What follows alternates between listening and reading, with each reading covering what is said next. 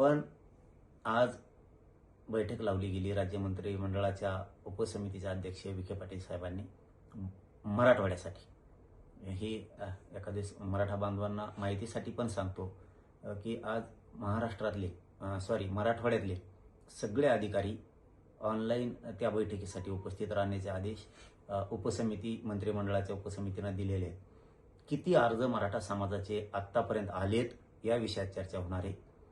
नोंदी किती सापडल्यात याविषयी चर्चा होणार आहे. म्हणजे शिंदे समितीने सापडलेल्या नोंदी किती आहेत याबद्दल, का सापडल्याच नाहीत, का सापडल्या, का सापडित नाहीत, शिंदे समिती का शोध घेत नाही यावर सुद्धा आज चर्चा होणार आहे. हैदराबाद गॅझेटियरनुसार किती अर्ज मराठवाड्यात आत्तापर्यंत आलेत याच्यावर चर्चा होणार आहे.